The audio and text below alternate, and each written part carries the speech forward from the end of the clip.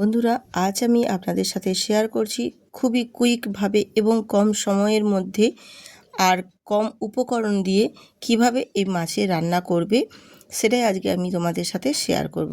অফিসে তাড়াহুড়োর সময় বা কোথাও যাওয়ার আছে, তাড়াহুড়ো আছে, খুব তাড়াতাড়ির মধ্যে রান্না করতে হবে, তাহলে আজকের এই রেসিপিটি দেখে নিন। তো চলুন আমি কিভাবে আজকের এই মাছের রেসিপিটি কম একদম উপকরণ ছাড়াই একদম কুইকভাবে দেখিয়ে দিচ্ছি।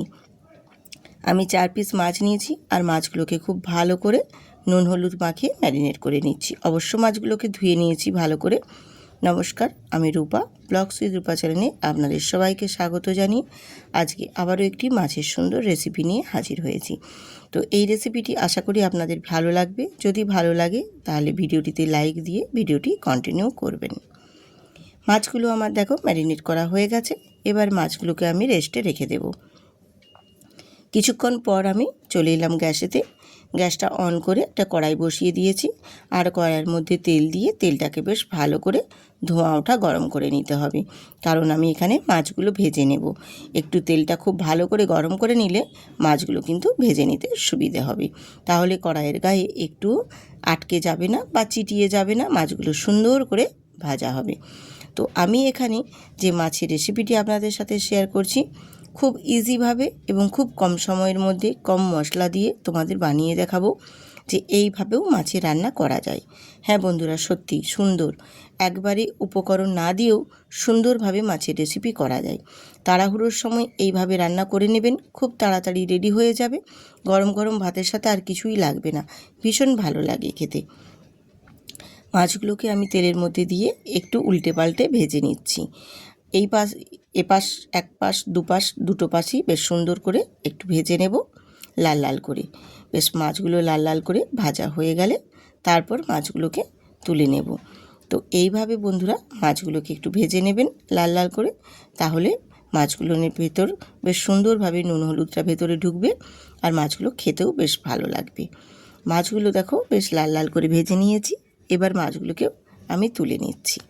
আজকের এই মাছের রান্নাটা একদম সাধারণ, কিন্তু খেতে অসাধারণ লাগে। গরম গরম ভাতের সাথে জাস্ট একদম জমে যাবে বন্ধুরা, ভীষণ ভীষণ ভালো লাগে। মাছগুলোকে দেখো সুন্দর করে লাল লাল করে ভেজে তুলে নিয়েছি। এবারে ওই তেলের মধ্যেই দিয়ে দিলাম হাফ চামচ গোটা জিরে ফোড়নে, আর জিরেটা অবশ্যই ফোড়ন দেবেন। জিরে দিয়েই এই মাছের রান্নাটা বানিয়ে নেবেন, ভীষণ টেস্টফুল হয়। আর জিরের যে একটা সুন্দর ফ্লেভার থাকে না, ভীষণ ভালো লাগে। জিরের সাথে এবারে আমি দিয়ে দিলাম পেঁয়াজের কুচো, দিয়ে পেঁয়াজের কুচোটা দিয়েও একটু নাড়াচাড়া করে হালকা করে ভেজে নেব। খুব বেশি ভাজার দরকার নেই, জাস্ট একটু কালারটা চেঞ্জ হবে। তারপর এখানে আমি অ্যাড করে দেব কয়েকটা কাঁচা লঙ্কা আর একটা টমেটো। আর কাঁচা লঙ্কাটা দেওয়ার পর এখানে আমি দিয়ে দিলাম স্বাদ মতো একটু নুন দেব, দিয়ে একটু আবারও নাড়াচাড়া করে ভেজে নেব।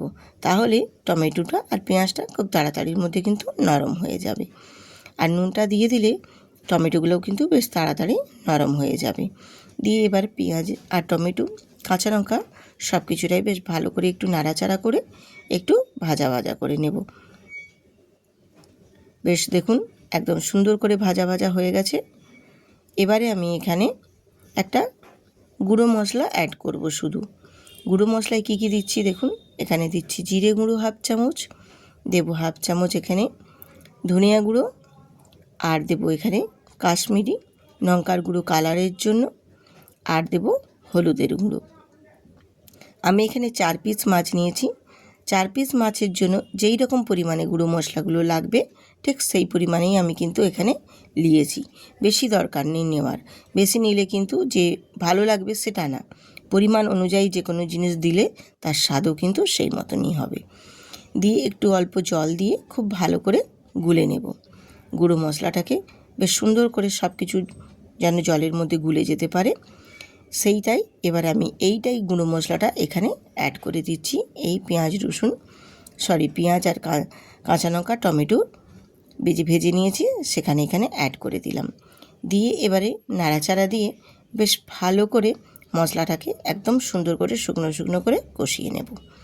এরকমভাবে একদম শুকনো শুকনো করে কষিয়ে নেবে, আর দেখবে মশলার গা থেকে বেশ সুন্দর করে তেল ছেড়ে বেরিয়ে আসছে। সেই পর্যায়ে কিন্তু একটু কষিয়ে বেশ সুন্দর করে মশলাটাকে একটু ভাজা ভাজা করে নিতে হবে। তাহলে একটা গুঁড়ো মশলার যে গন্ধ থাকে আর পেঁয়াজেরও গন্ধ থাকে সেটা বেশ সুন্দর করে কিন্তু একদম চলে যাবে। এই পর্যায়ে একটু টমেটোগুলোকে খুন্তি দিয়ে একটু ঘাঁটা ঘাঁটা করে দিয়েছি, দিয়ে বেশ ভালো করে মশলাটাকে কষিয়ে নিয়েছি। এবারে এখানে আমি দিয়ে দেব জল। আর জলটা খুব বেশি পরিমাণে দেবেন না, কারণ এটা ঝোল হবে না, জাস্ট একটু মাছের গায়ে একটু রসা রসা ভাব থাকবে, যেটা গরম গরম ভাত মাখিয়ে খেলেও খেতে পারবে, ভীষণ ভালো লাগে। দিয়ে এবারে জলটা বেশ ভালো করে আমি কিন্তু ফুটিয়ে নেব। ফুট উঠে চলে এসেছে দেখুন। এবারেও একটু আমি নাড়াচাড়া দিয়ে এবারে এই ঝোলটাকে বেশ ভালো মতো কিন্তু একটু ফুটিয়ে নেব। তো দেখুন বেশ ভালো মতো কিন্তু একটু ফুটে গেছে। কিছুক্ষণ একটু ফুটিয়ে নেবেন, 2-3 মিনিট ফুটিয়ে নেওয়ার পর তারপর এখানে আমি মাছগুলো দেব। তাহলে বেশ ঝোলটা খুব ভালো মতো কিন্তু ফুটে গেলে একদম সুন্দর একটা গন্ধ বেরিয়ে আসবে। সেই পর্যায়ে এখানে আমি মাছগুলো দিয়ে দিলাম। মাছগুলোকেও আমি এই ঝোলের সাথে আরও 2 মিনিট ফুটিয়ে নেব। তাহলে মাছগুলোর ভেতরে এই ঝোলের মশলার যে ফ্লেভার আছে সব কিছুটাই মাছের মধ্যে সুন্দর করে ভেতরে ঢুকবে, আর মাছেরও স্বাদটা বেশ সুন্দর হবে, মাছগুলো নরম হয়ে যাবে, ভীষণ ভালো লাগবে খেতে। দিয়ে এবারে আরও 2 মিনিট ফুটিয়ে নিলাম মাছগুলোকে। বেশ নাড়াচাড়া দিয়ে এপাশ ওপাশ করে মাছগুলোকে উল্টে পাল্টে দেব, দিয়ে মাছগুলোকে ফুটিয়ে নিয়েছি। এইভাবে ফুটিয়ে নিয়ে রান্নাটা করে নেবেন, তাহলে ভীষণ ভালো লাগে এবং কম সময়ের মধ্যে মশলা ছাড়াই দেখো সুন্দর একটি রান্নার রেসিপি মাছের তৈরি হয়ে যাবে। খেতেও যেমনি ভালো লাগবে, বানানোও খুবই সহজ এবং খুব কম সময়ের মধ্যে রেডি হয়ে যাবে। আমার একদম কমপ্লিট হয়ে গেছে। এবারে গ্যাসটা অফ করে তারপর আমি নামিয়ে তোমাদের দেখিয়ে দিচ্ছি। দেখুন দেখতেও যেমন ভালো লাগছে, খেতেও কিন্তু অসাধারণ হয়। কিছুই না, সাধারণভাবে মাছের রান্না করলাম, কিন্তু সেটা খেতে ভীষণ ভালো লাগে। খুবই যখন তাড়াহুড়ো থাকে স্কুল অফিসের সময়, তখন এইভাবে বানিয়ে নেবেন, ভীষণ সময় কমের মধ্যে হয়ে যাবে এবং খেতেও বেশ ভালো লাগবে।